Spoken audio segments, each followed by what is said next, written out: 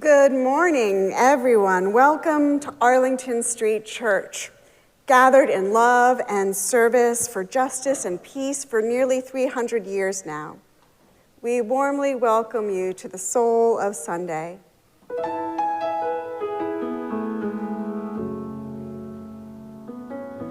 This Unitarian Universalist congregation claims a historic faith alongside a progressive theology. We affirm the worth and dignity of every being, that we are all deeply interconnected. We are bound to one another not by creed, but by covenant. And we are called to love with open minds, open hearts, open hands. Whoever you are, whatever called you here today, those of all nations, creeds, all colors, all kinds of love, you are welcome here.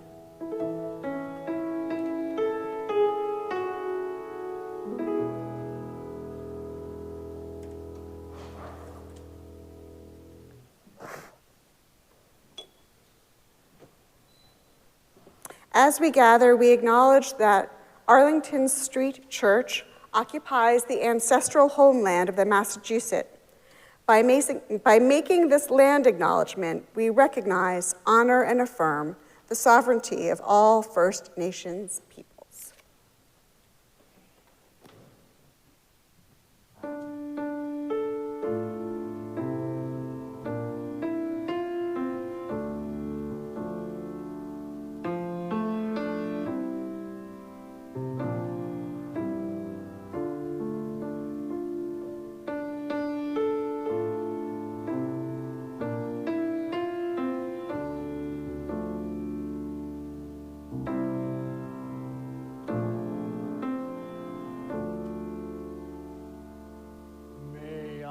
Be filled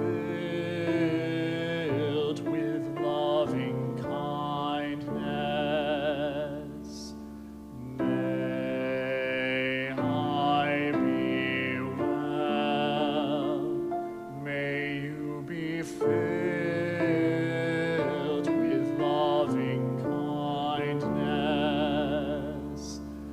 May you be well.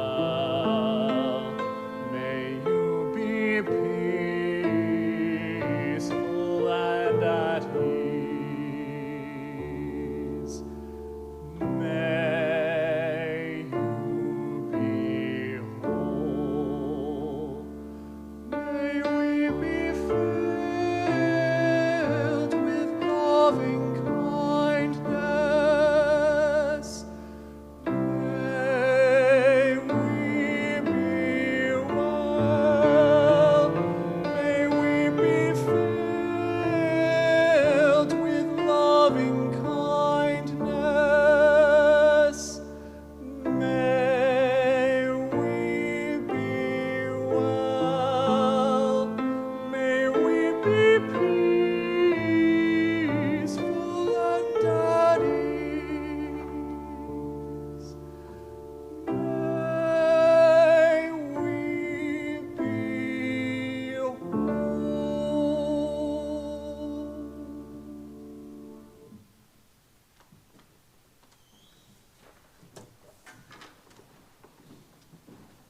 This morning, I extend a warm welcome to our Zoomers, as well as a welcome to the congregation gathered in person within this lovely sanctuary.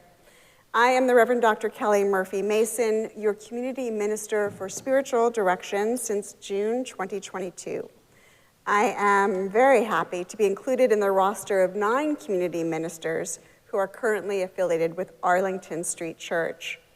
It's wonderful to be worshiping in person with you today as we consider together questions of forgiveness. Reverend Kim, Reverend Beth, Director of Music Mark David Buckles, and the Arlington Street Choir are all on vacation today. They will be back here next Sunday. Today I'm joined by worship team member Lucy Humphrey, pianist Yung Jung Yung, and tenor Sam Lagrego. Thank you, friends.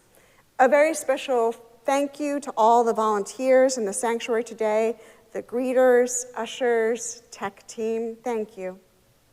Friends, this sanctuary is mask optional. Please find your comfort level. Masks are available from the ushers upon request. For those of you who are new today to Arlington Street, a special welcome to you.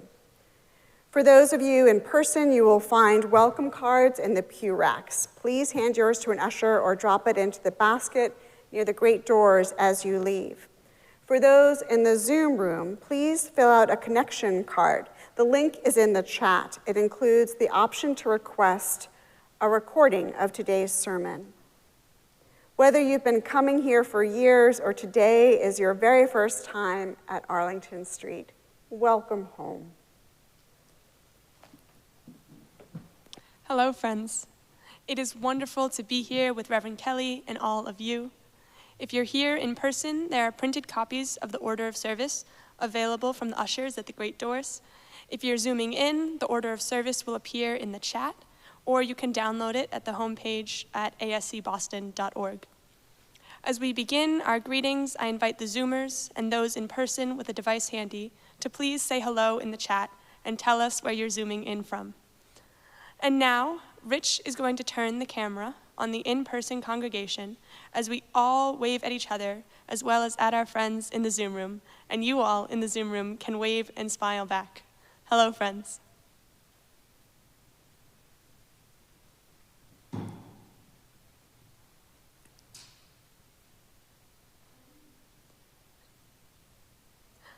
Let's all engage that Arlington Street spirit of welcome that transcends physical distance as we greet one another, heart to heart. And now, let us join together in singing Break Not the Circle, led by Sam. I think he's gonna tell us how it goes. Rise in body, rise in spirit, and let's sing together.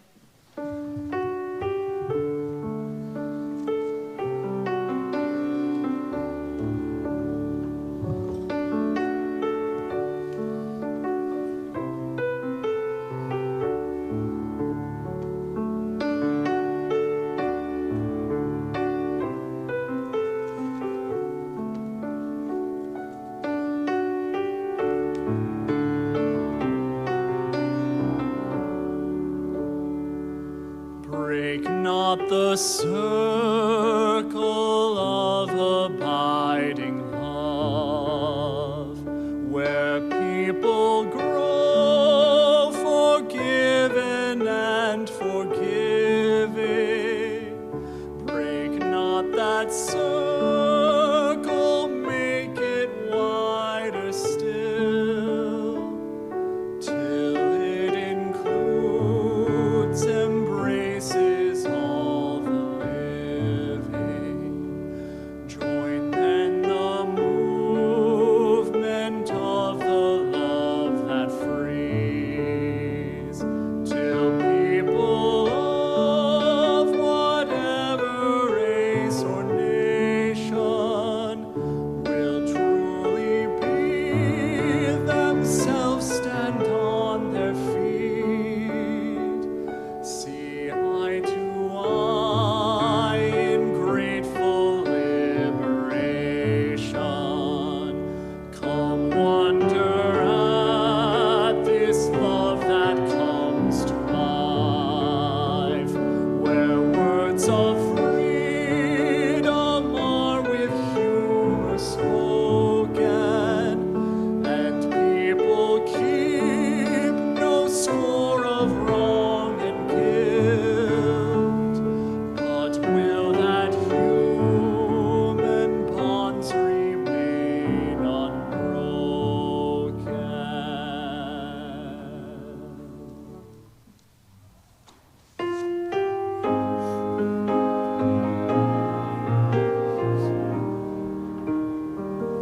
Open my heart to be a sanctuary, all made holy, loved and true. With thanksgiving, I'll be a living sanctuary.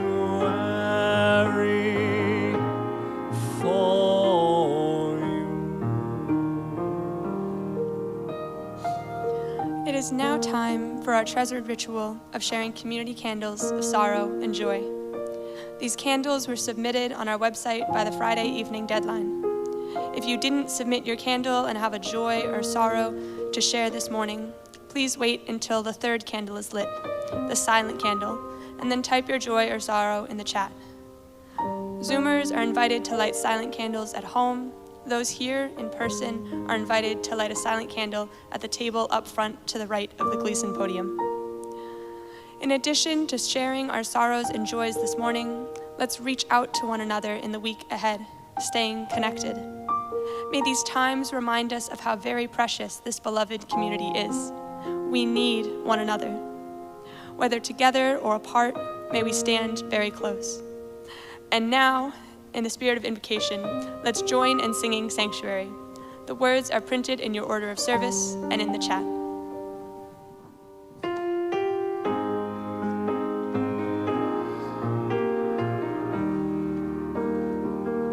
Open my heart to be a sanctuary, all made holy, loved and true. With thanksgiving, I'll be a living sanctuary for you. Some of us come today with heavy hearts. We open our hearts to you. A candle from Harriet Ranvig for her beloved ceramics teacher, Mrs. Isabel, and her two daughters who accompanied her through the transition. Another candle from Harriet Ranvig, a candle of healing for my college friend's husband, Joe. They're waiting to learn what kinds of treatments will work for his cancer. A candle of condolence from Harriet Ranvig with comfort for my young friend Jack's recovery. A candle of sorrow from Bruce Johnston for the 3-year anniversary of my longtime companion Richie Faye's passing, forever loved and always remembered.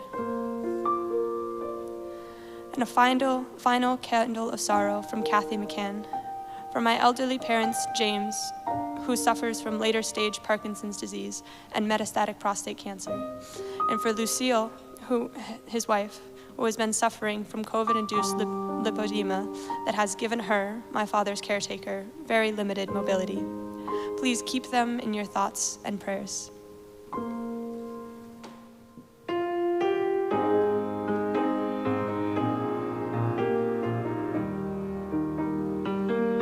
Open my heart to be a sanctuary,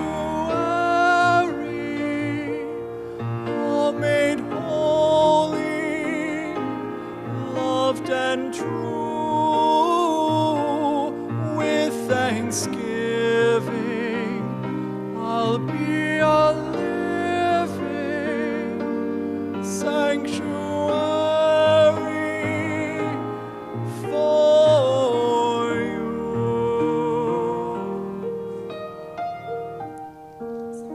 Come today in joy. We share your joy. Candle of joy from Reverend Kelly. Reverend Beth and I are both celebrating birthdays this week. And a final candle of joy from Bruce Johnston for the success of my right eye cataract surgery. It's amazing how clearly I can see now and enjoy the church in a better light.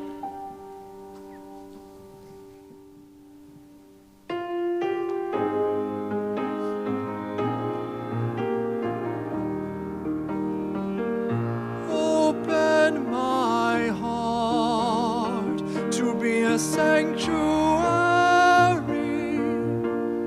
all made holy, loved and true. With thanksgiving,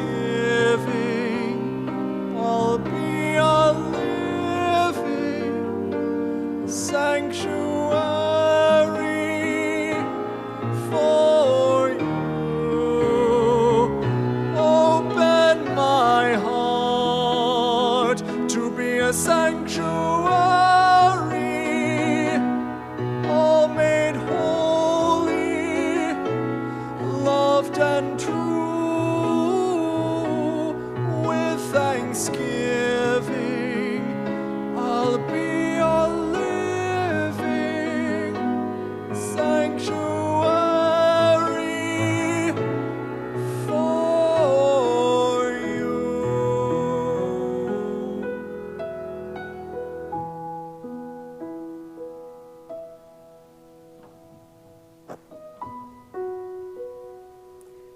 For all the sorrows and all the joys we hold in our hearts, we light a silent candle to remember and to rejoice.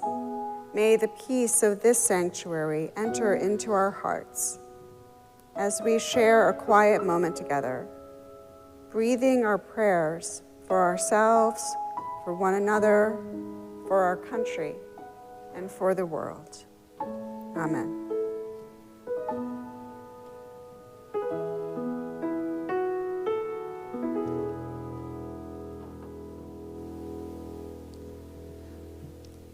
Let's join now in saying together the affirmation and covenant of this beloved spiritual community.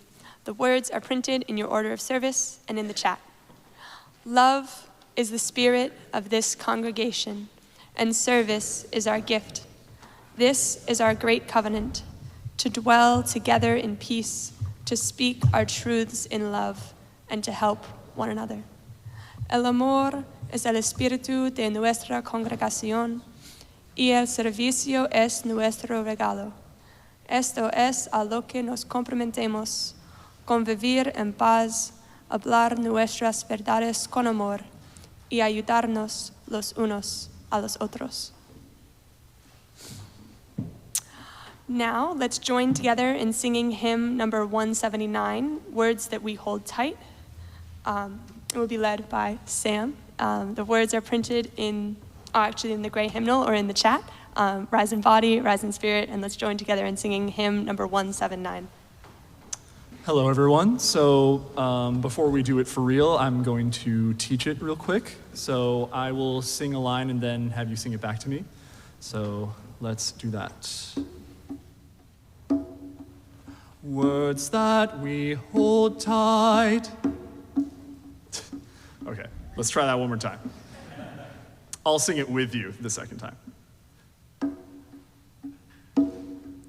Words that we hold tight, words that we hold tight, won't let us go, won't let us go.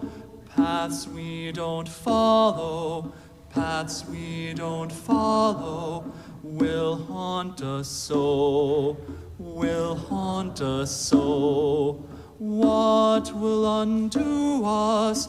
What will undo us is not our friend, is not our friend. Show us, O Spirit, show us, O Spirit, how to befriend, how to befriend. So that last line there, how to befriend, it actually goes from 3 into 2. So I'm going to demonstrate how that will go real quick. How to befriend, show us how to forgive to all who live. And then it goes back into 3 right there and stays in 3 for the rest. Why don't we try just that much? How to befriend, show us how to forgive to all who live. And then I will do the last little bit. Show us forgiveness that we may live. Show us forgiveness that we may live. So that's the hymn. Now let's do it for real this time. Everyone has already risen in body and spirit, so let us sing words that we hold tight. Words that we hold tight won't let us go. Paths we don't follow will haunt us so. What what will undo us is not our friend. Show us, O Spirit, how to befriend. Show us how to forgive to all who live. Show us forgiveness that we may live. To speak of loving is not to love. Lies move among us, below, above. When we are raging, needing to mend, show us, O Spirit, how to befriend. Show us how to forgive to all who live. Show us forgiveness that we may live. When love is doubtful, choice is not clear, we turn to worship to cast out fear. Teach us forgiveness, make love our end. Show us, O Spirit, how to befriend. Show us how to forgive to all who live. Show us forgiveness that we may live. Thank you, everyone. Thank you, Sam. Please be seated. Last fall, when a clergy colleague and I led a Bible study for Unitarian Universalist ministers in the Boston area, we chose the book of Jonah as our text. It is one of the shortest and best-known books from the Hebrew Scriptures. It is also a favorite of religious educators everywhere because it features rather prominently a whale, and that always makes for great graphics. I myself had a couple on hand for the Bible study. I have them again on hand for this sermon. They never get old.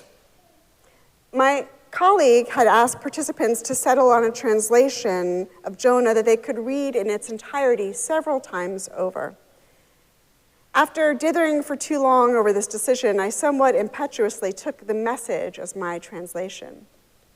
The Message is the work of Eugene Peterson, a poet and pastor who wanted to do a contemporary rendering of the Bible from the original languages that would be crafted to present tone, rhythm, events, and ideas in everyday language. He succeeded in that endeavor, and he also managed to pepper the biblical books with some savvy editorial notes, too. Everybody knows about Jonah. People who have never read the Bible know enough about Jonah to laugh at a joke about him and the whale, Peterson observes in the Message. There is a playful aspect to his story as he bumbles his way along, but while we are smiling or laughing at Jonah, we find ourselves no longer just listening to, but inhabiting the story. Once we inhabit it, we can see that we are implicated by it as well.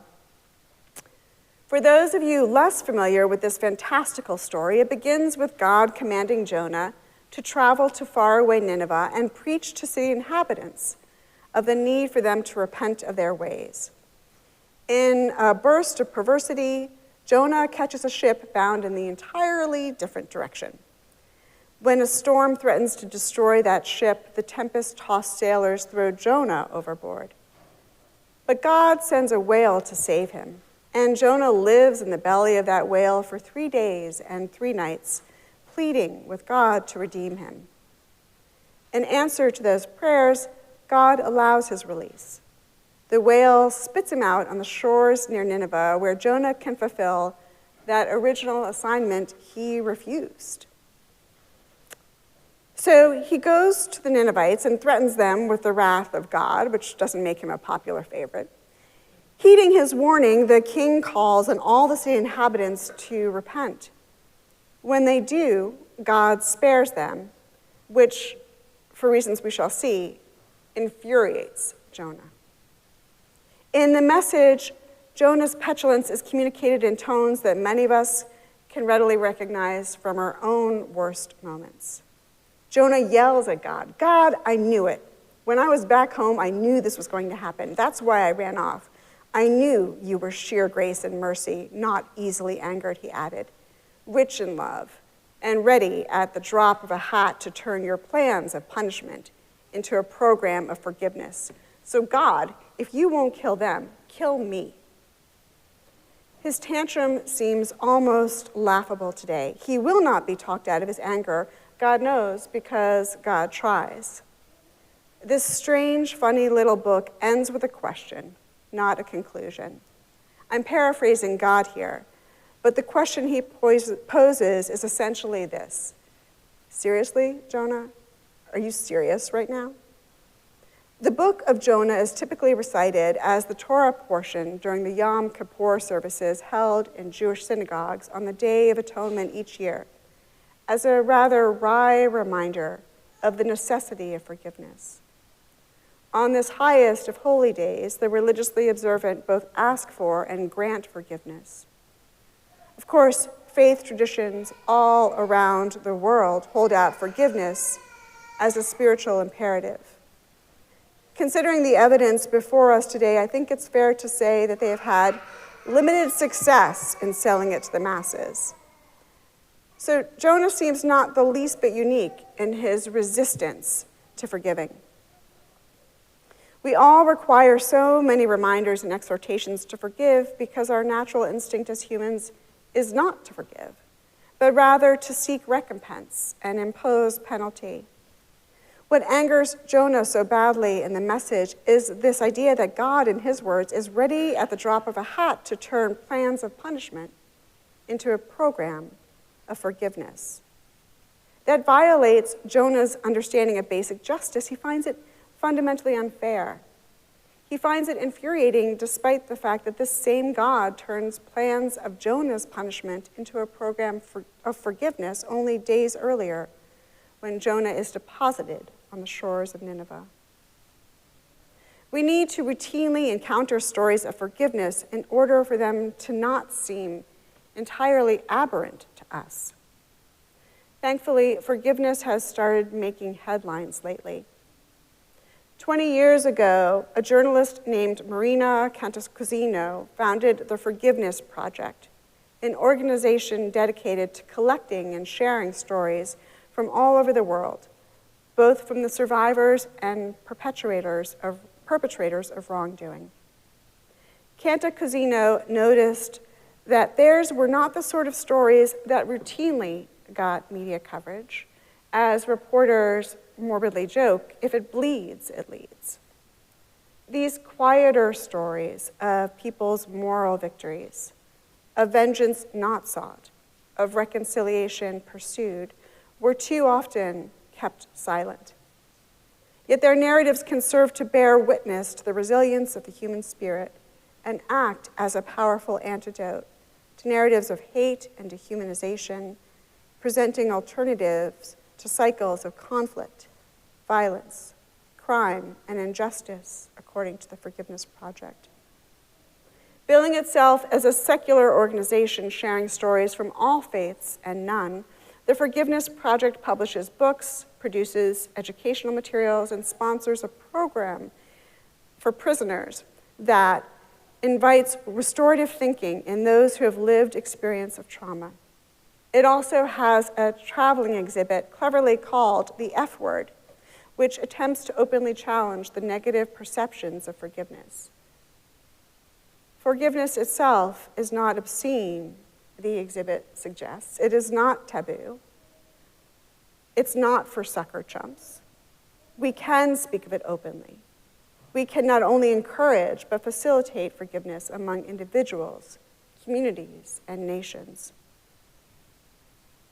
In April 2023, I saw the F Word on exhibit in Memorial Church at Harvard University.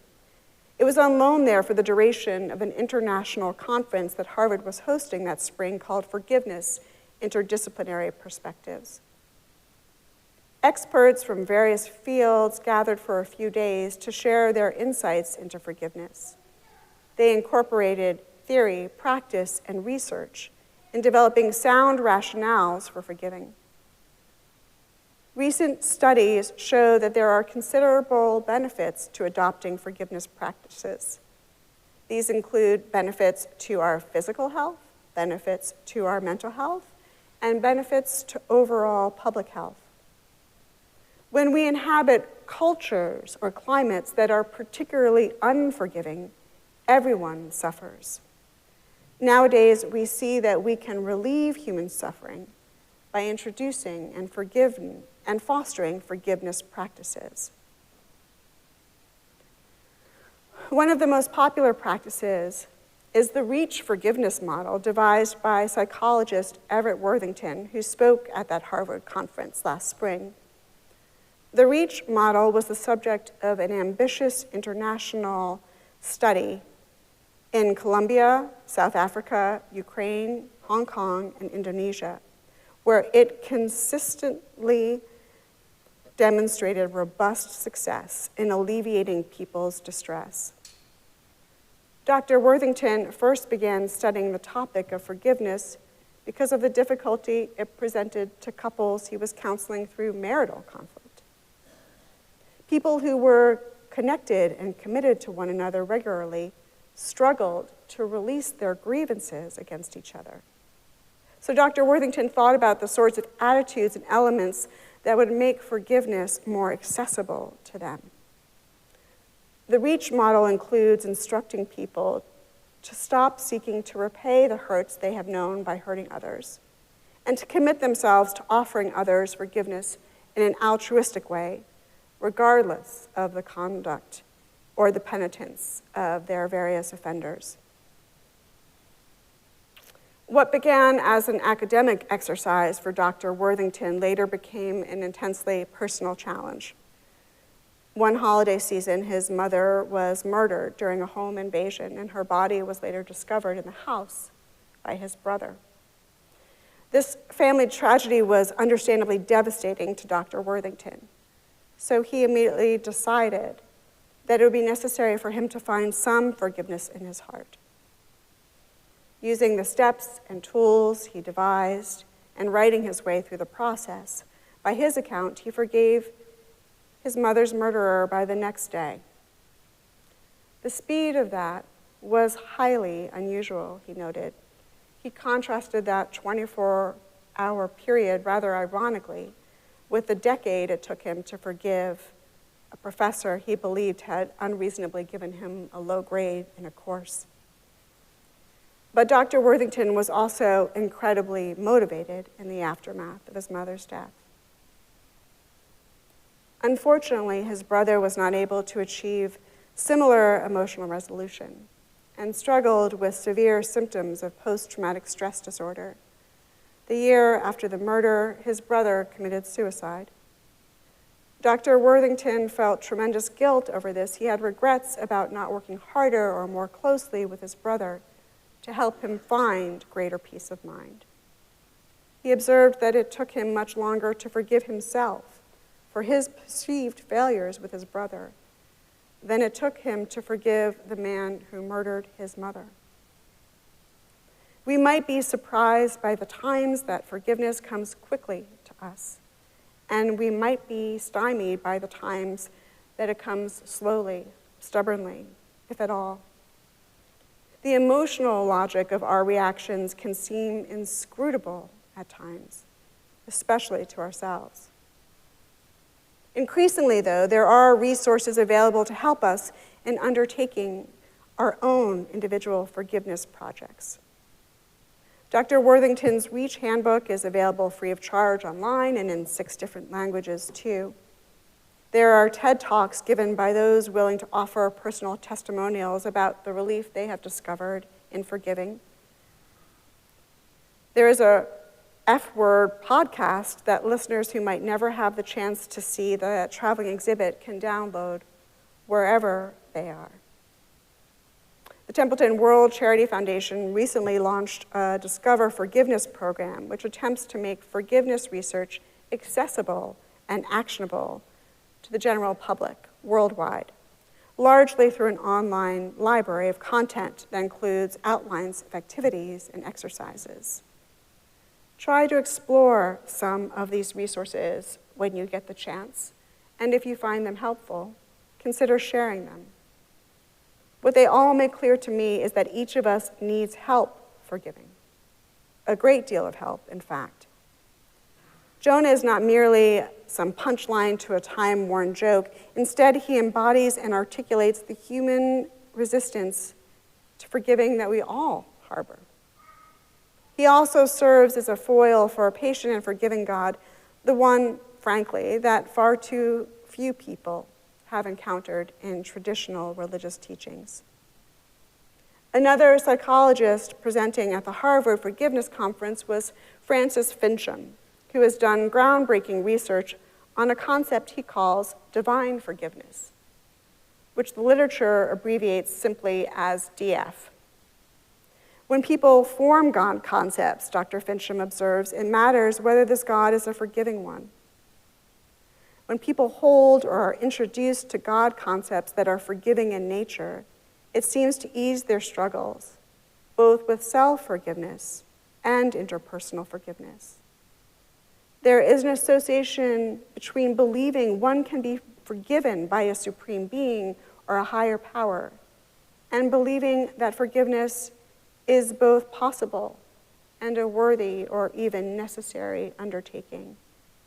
The God of Jonah is so memorable because that God is the very embodiment of DF. Poet Alexander Pope famously wrote, "To err is human, to forgive divine." That may no longer be something we commonly claim as an article of faith.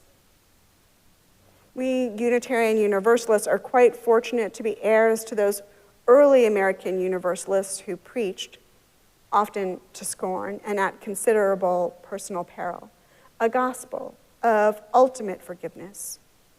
They were vocal proponents of DF in a Calvinist age brimming with hellfire and damnation.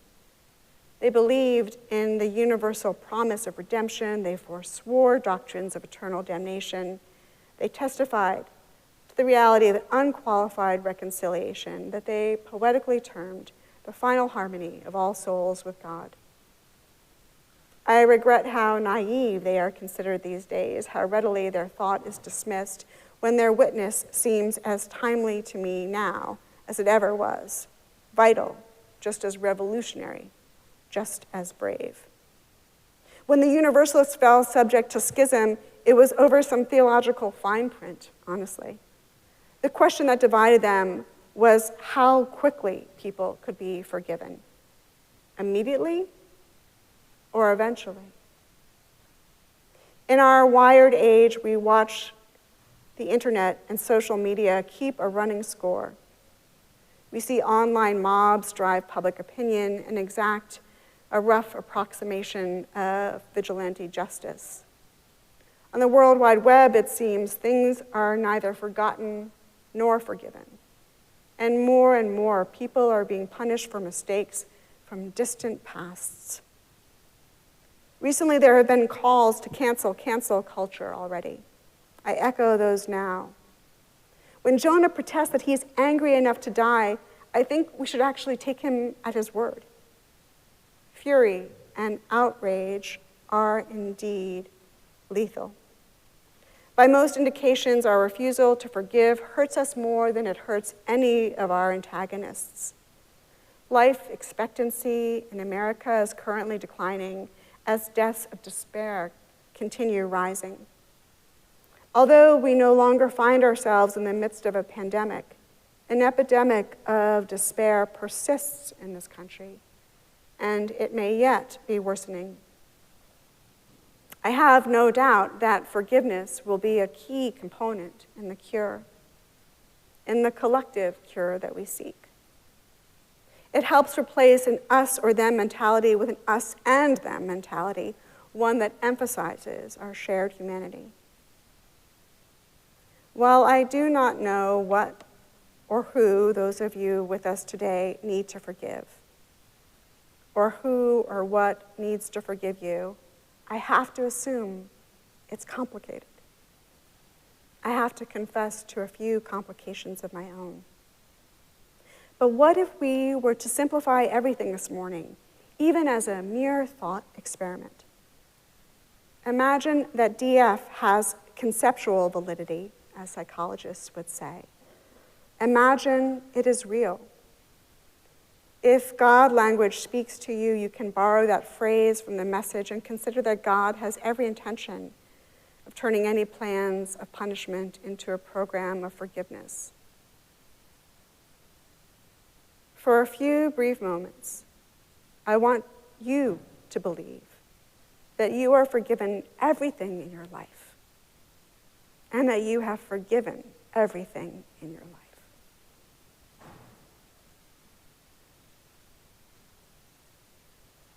How does it feel?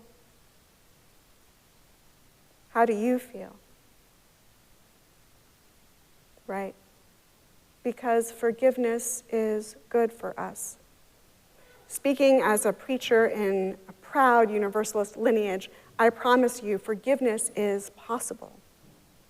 I also suspect at the cosmic level it is inevitable. We can be and will be forgiven. Yes, you too can and will be forgiven. Today I pray that all of us can and will forgive too. As people of faith, we should not only normalize forgiveness, we should valorize it. We should consider it indispensable to our spiritual lives. However ridiculous it might seem to forgive, it seems so much more ridiculous to not forgive in this tragicomedy we call the human condition. Being human is hard.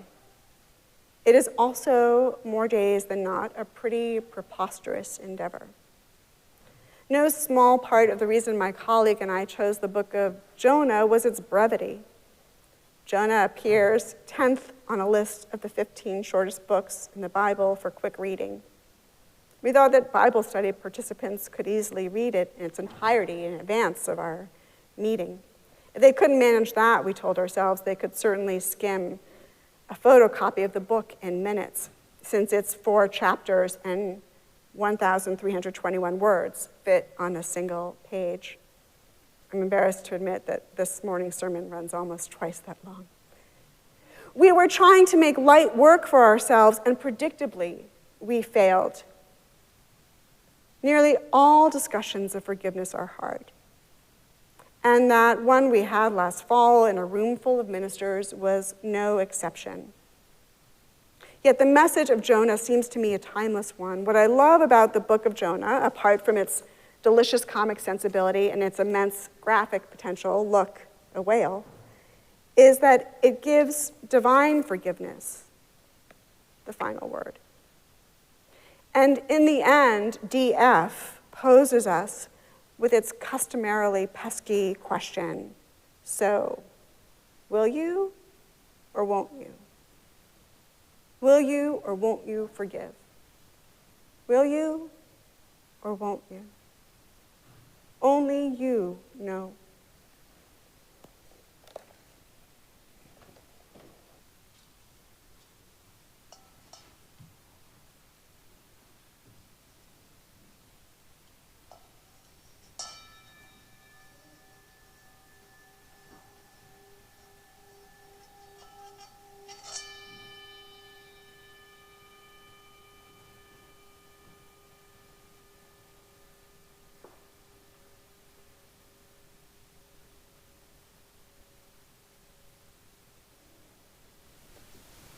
Hello, everyone.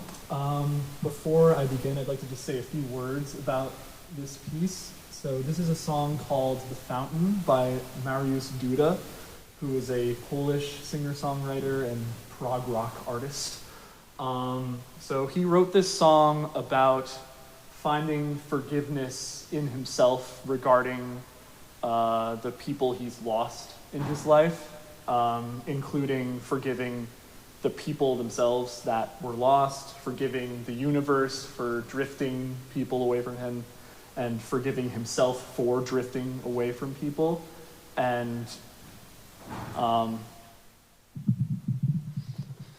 so he found that forgiveness through music, which is represented in the song by the fountain and various other images of nature. So without further ado, this is The Fountain by Mariusz Duda.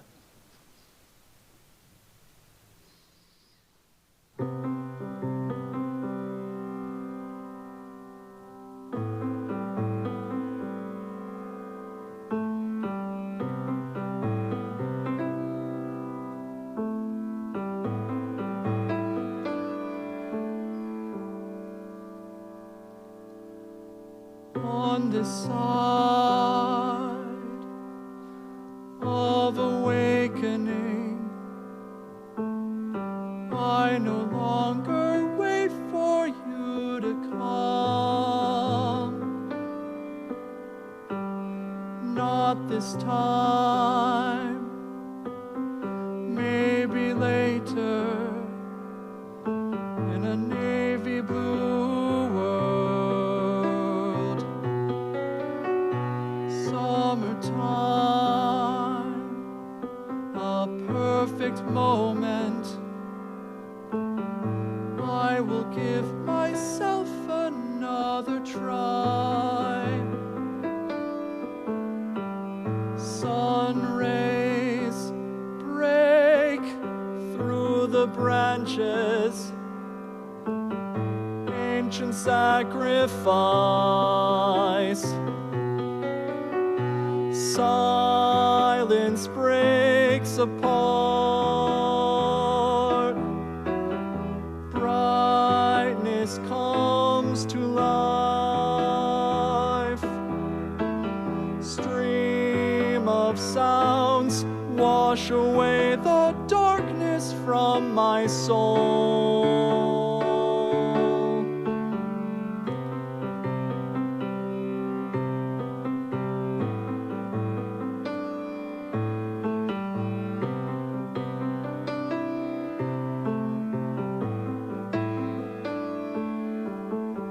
So goodbye, we part our ways.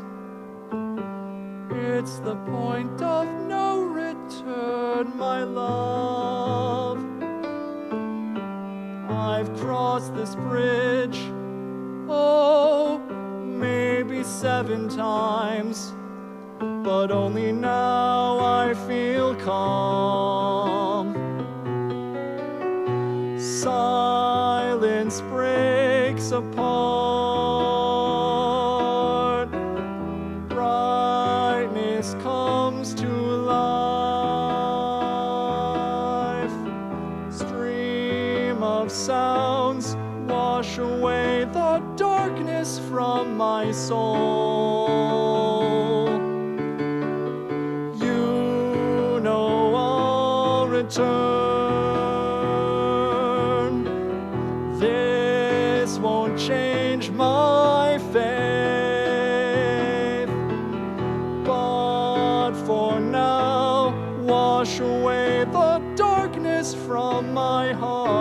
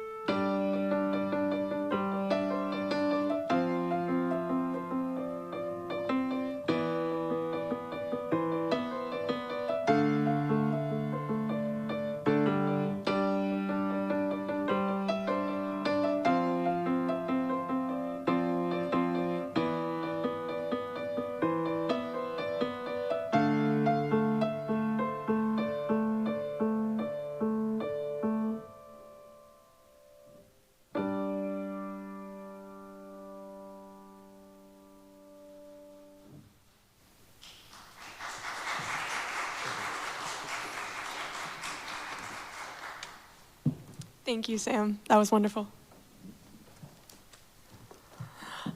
Arlington Street is entirely self-sustaining. It's up to us, and your generosity continues to be astounding.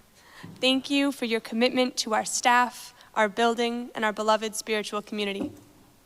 Each Sunday, we share our collection plate with a partner in our mission of love, service, justice, and peace. Today, our beneficiary is Lend a Hand Society. Founded by Unitarian minister Reverend Dr. Edward Everett Hale in 1892, Lend a Hand is a resource of fast resort.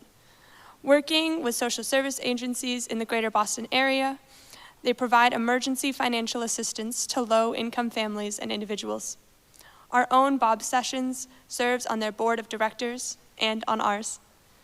A statue of Hale stands at the Charles Street entrance to the Boston Public Garden. The inscription, one of Hale's most famous aphorisms, reads, "Look up and not down. Look forward and not back. Look out and not in. Lend a hand." Thank you for your generosity. I learned growing up that the best way to solve your own problems is to help someone else, and I've tried to take that lesson to heart. It is through connection and community that we make change, which is why I'm so glad to be a part of this beloved community at Arlington Street, where we work together for a better world. Please take a moment now to join me in giving to our beloved spiritual community and filling our virtual collection plate. You can give online by scanning the QR code in the order of service, go to ascboston.org, text your gift, or Venmo at Arlington Street. If you're Zooming, you can mail a check to the church. If you're in person, please use the envelopes in the pews, which can be handed to me or any of the ushers after the service. Thank you again for your generosity. So this song, Every Night When the Sun Goes Down by Gwyneth Walker, this is a very important piece to me.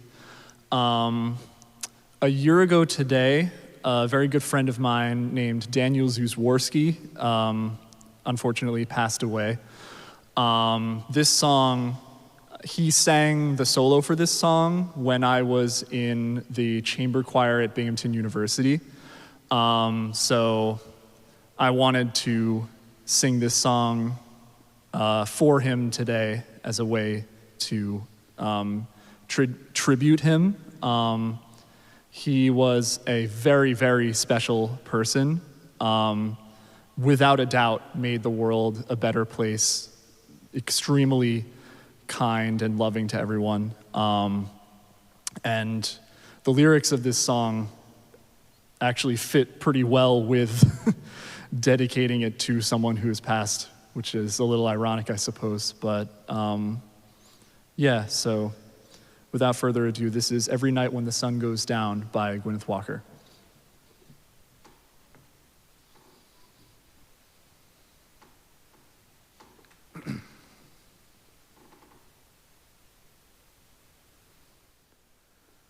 Every night when the sun goes down, every night when the sun goes down, every night when the sun goes down, I hang my head and mournful cry. True love, don't weep. True love, don't mourn. True love, don't weep. True love, don't mourn. True love, don't weep or mourn for me. The Lord has come to set me free. And every night, and every night, and every night, and every night, and every night, every night, and every night, and every night, I pray the Lord my train would come. I pray the Lord my train would come.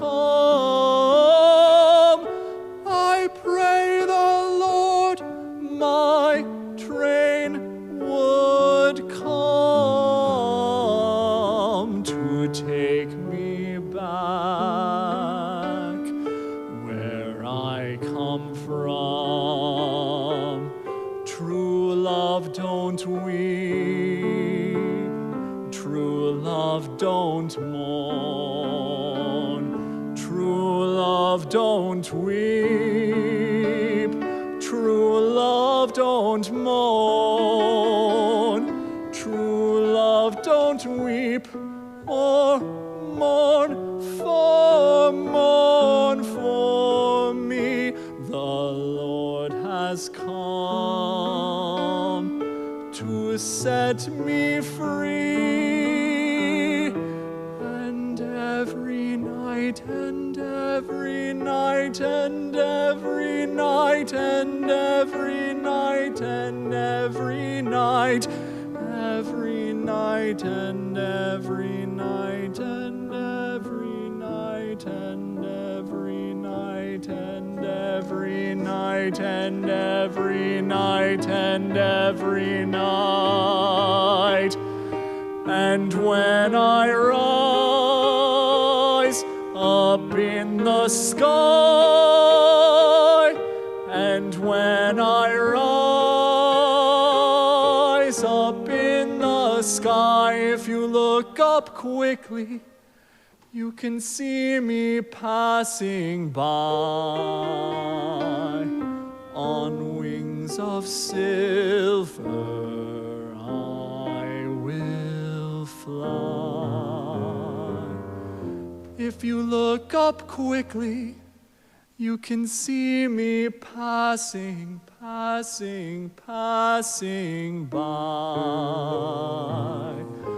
on wings of silver, on wings of silver, on wings of silver. I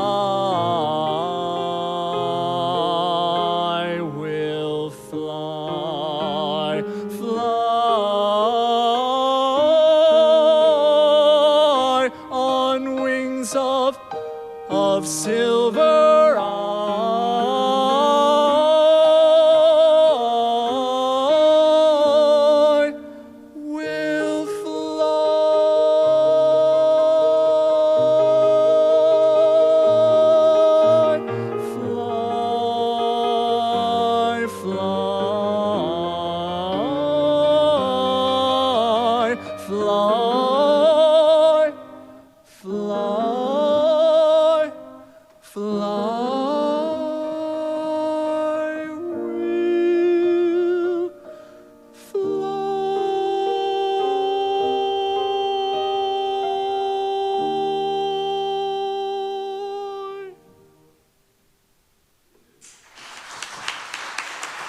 Thank you.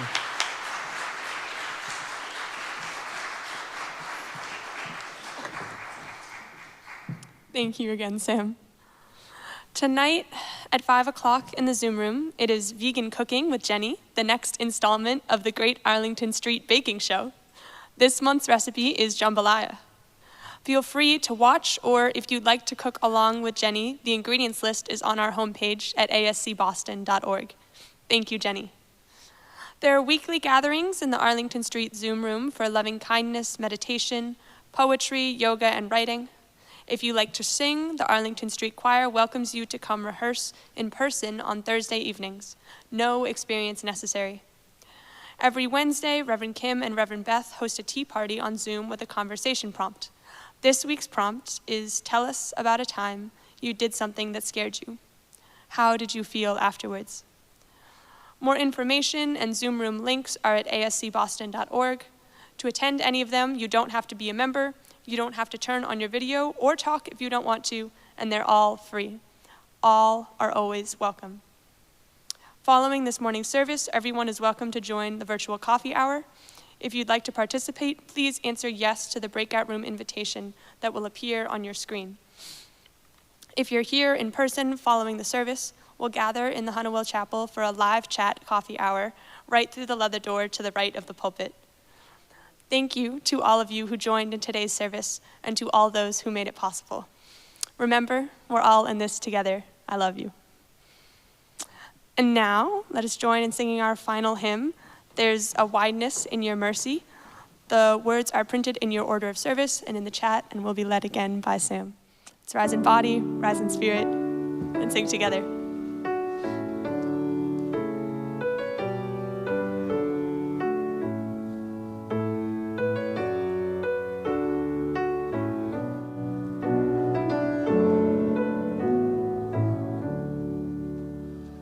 There's a wideness in your mercy, like the wideness of the sea. There's a kindness in your justice, which is more than liberty. But we make your love too narrow by false limits of our own, and we magnify your strictness with a zeal you will not own.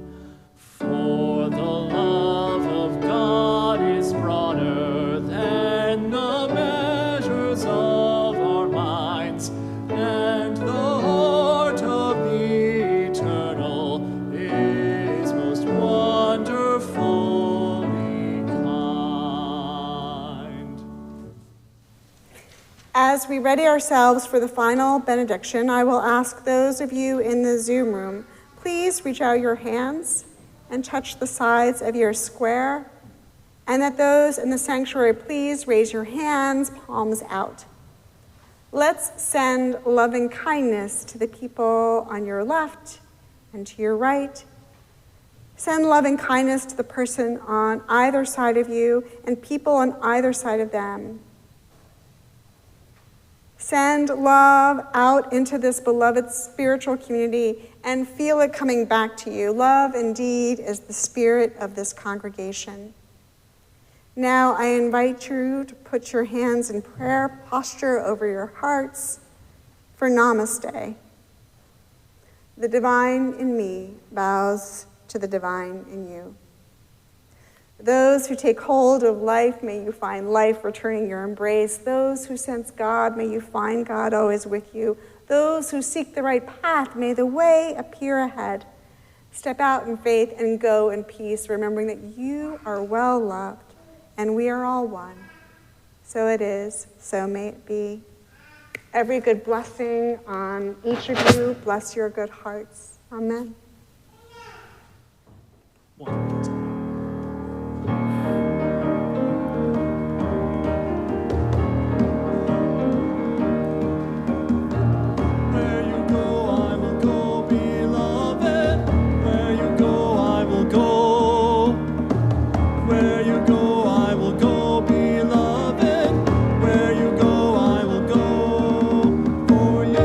People are my people.